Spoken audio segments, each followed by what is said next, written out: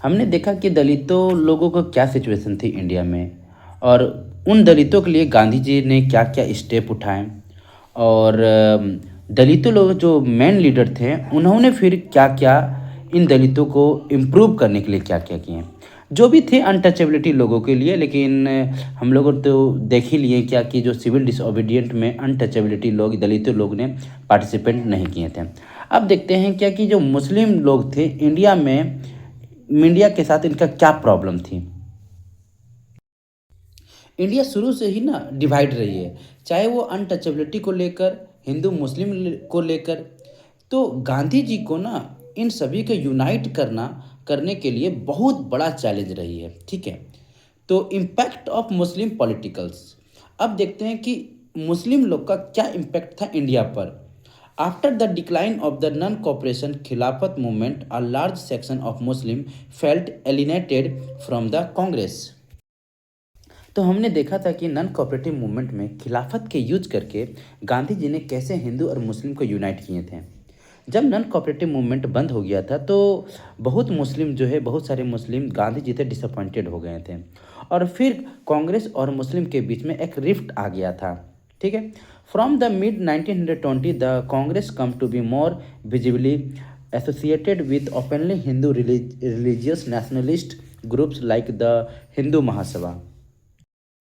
अब हिंदू महासभा हम पहले भी इसके बारे में बता चुके हैं हम आपको और उसका ये एक फ्लैग है। It was the pure Hindu organisation. देखो बच्चों, 1920 के बाद लोगों को लगा कि कांग्रेस हिंदू महासभा से क्लोजली एसोसिएटेड होते जा रहा है, मतलब वो हिंदू को सपोर्ट कर रहा है। ठीक है, अब हिंदू को सपोर्ट का मतलब क्या बच्चों, देखो मुस्लिम के अगेंस्ट होना, इसका मतलब ये होता है। तो इस तरह से मुस्लिम हिंदू के बीच में रिफ्ट होना स्टार्ट हो गया, दुश्मनी होना स्टार्ट हो गया। ठीक है, तो it was the big big concern for Indian politics students. ये जो आपका जो हो रहा है ये इंडिया को बहुत हार्म पहुंचने वाला है बाद में चलकर, देखिएगा। और अभी जो पाकिस्तान का जो फॉर्मेशन है, अभी जो पाकिस्तान का फॉर्मेशन है उसकी नींव यहीं कहीं से चालू हुआ था। तो each community organized religious procession with militant fervor, provoking Hindu-Muslim communal clashes and riots in various cities. Every riot depend the district between the communities. Hindu और मुस्लिम के बीच में काफ़ी स्ट्राइक्स हो चुकी थी और ये आपस में जहाँ मन तहाँ लड़ते रहते थे और पूरा इंडिया भर में इन दोनों की लड़ाई जो थी, फाइट थे जो, वो बहुत बढ़ चुकी थी। ठीक है, the Congress and the Muslim League made efforts to renegotiate on alliances and in the 1927 it appeared that such a unity could be forced. देखो बच्चों, यहाँ पर जो लीडर्स थे कांग्रेस और मुस्लिम के, उन्होंने भी काफ़ी कोशिश की, काफ़ी हेल्प मदद मतलब काफ़ी कोशिश की एक दूसरे को कन्वेंस करने के लिए, एक दूसरे को यूनाइट करने के लिए। जो लीडर थे उन्होंने काफ़ी इन दोनों को यूनाइट करने की कोशिश की 1927 में, पर ऐसा कुछ रिजल्ट नहीं आया। The important differences were over the questions of representation in the future assembly that were to be elected. देखो बच्चों, यहाँ पर क्या मसला था, हिंदू और मुस्लिम के बीच में मसला क्या था, सबसे पहले ये समझो। देखो, लेजिस्लेटिव काउंसिल में इंडियन को सीट दे दी गई थी ब्रिटिशर के द्वारा। तो मुस्लिम पार्टी जो थी वो, उन्हें लगता था कि हिंदू को इतने मतलब कांग्रेस को इतनी सीट क्यों मिली और हमें इतनी सीट क्यों नहीं मिली। तो इस तरह का इंडिया में पॉलिटिकल पार्टी के बीच में हमेशा आर्गुमेंट होते रहती थी। ठीक है, तो कांग्रेस का कहना था क्या कि मुस्लिम को बोले थे कि आपको जितना सीट मिलना था वो तो मिल ही गया है।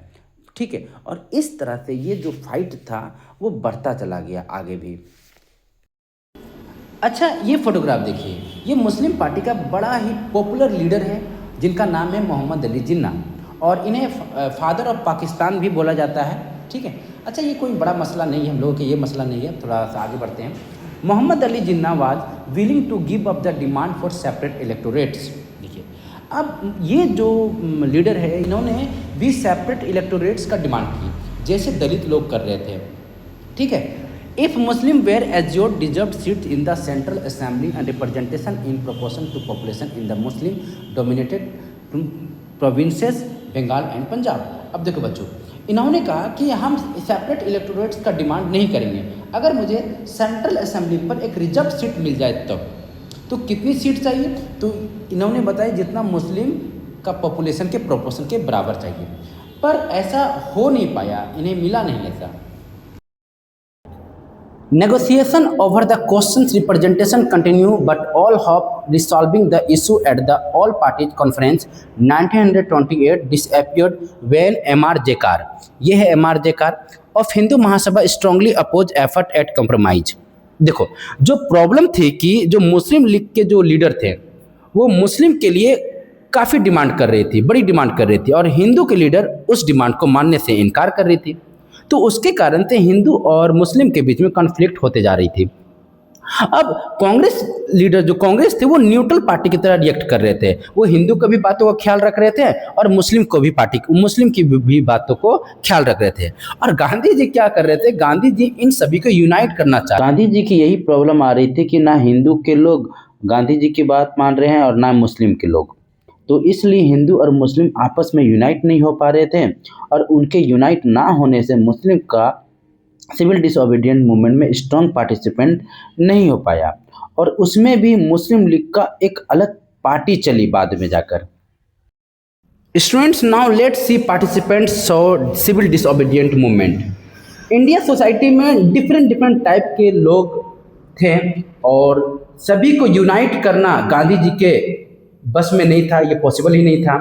तो चलिए देखते हैं कि हर आदमी किस तरह से सिविल डिसोबीडियंट मूवमेंट को देख रहे थे, कैसे जुड़ रहे थे, कैसे वहां से हट रहे थे।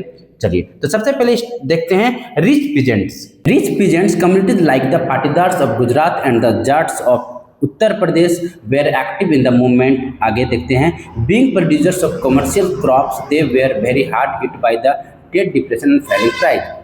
तो रिच पीजेंट ना कमर्शियल क्रॉप्स को ज़्यादा वो प्रोड्यूस करते थे और ब्रिटेन को वो सेल करते थे। तो बच्चों, मैंने लास्ट वीडियो में बताया था कि ट्रेड डिप्रेशन इंडिया में आया था, और इस ट्रेड डिप्रेशन के कारण से इंडिया का जो प्रोडक्ट था, इंडिया का जो फार्मर था, उनके प्रोडक्ट का प्राइस मतलब गिर गया था, और इंडियन फार्मर जो प्रोडक्ट बेचते थे ब्रिटेन को वो खरीदते तो थे, लेकिन ट्रेड डिप्रेशन के आने से पहले जो रेट देता था ब्रिटेन इंडिया को, वो रेट अब देने नहीं लगा, तो है ना, तो प्राइस उतना देता नहीं था, तो कम कर दिया था ना प्राइस प्रोडक्ट का।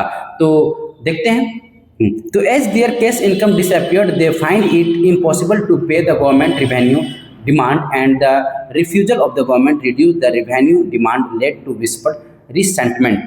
तो फार्मर्स जो फार्मिंग करते थे और उससे जो प्रोडक्ट आता था, तो उस प्रोडक्ट को ब्रिटेन को बेचते थे, और ब्रिटेन क्या करते थे कि उसे लो प्राइस में उसको खरीदते थे। तो फार्मर को काफ़ी डिसअपॉइंटेड हुआ इन सारी चीज़ों को देखकर, तो बहुत गुस्सा भी आया। तो इस कारण से जितने भी रिच पीजेंट थे उन्होंने क्या किया कि सिविल डिसोबीडियंट मूवमेंट में बढ़ चढ़ कर वो भाग लिए, और उन्होंने शपथ भी लिया कि इस ब्रिटिशर को यहाँ से भगा ही देना है। तो यही कारण था सिविल डिसोबीडियंट मूवमेंट में रिच पीजेंट का मतलब पार्टिसिपेंट होने का। These rich peasants become enthusiastic supporters of the civil disobedience movement, organizing their communities and at times forcing reluctant members to participate in the boycott programs। ये खुद तो participate तो कर ही रहे थे, और साथ ही साथ जो लोग इंटरेस्ट नहीं थे इस मूवमेंट में, सिविल डिसोबीडियंट मूवमेंट में पार्टिसिपेट करना, उनको ये लोग क्या करें, मोटिवेट करके पार्टिसिपेट भी करवा रहे थे। ठीक है, for them the fight for swaraj was a struggle against the revenue rates. इन लोगों को फ्रीडम से कोई खास इंटरेस्ट नहीं था, पर इन लोगों को लगता था कि अगर हमें स्वराज मिल जाएगी तो जो गवर्नमेंट से जो रिवेन्यू रेट मिल रहा था वो कम हो जाएगी। ठीक है, और देखिए कोई भी ऑब्वियस सी बात है बच्चों कि कोई भी व्यक्ति अगर कोई मूवमेंट में पार्टिसिपेट कर रहा है तो सब वो अपना फ़ायदा देखता है कि नहीं। तो इन लोगों का अपना फ़ायदा नज़र आ रहा था, वो था रिवेन्यू रेट कम हो जाएगा। But they were deeply disappointed when their movement was called off in 1931 without the revenue rates being revised। जैसे हम बताए थे कि 1931 में गांधी इरविन पैक्ट हुआ था और इस पैक्ट के दौरान इस पैक्ट के बाद गांधी जी ने सिविल डिसोबीडिएंट मूवमेंट को बंद कर दिए थे और इससे क्या हुआ कि जो रिच पीजेंट थे ये पीजेंट लोग को बहुत डिसअपॉइंटेड हुआ और इनका जो रिवेन्यू रेट था वो कम हुआ नहीं। So when the movement was restart in 1932 many of them refuse to participate. देखो इनको लगा कि ये लीडर कभी मूवमेंट को बंद करते हैं, चालू करते हैं और हमें इससे कुछ फ़ायदा मिलता नहीं है और इसलिए हम इस मूवमेंट में पार्टिसिपेट नहीं करेंगे।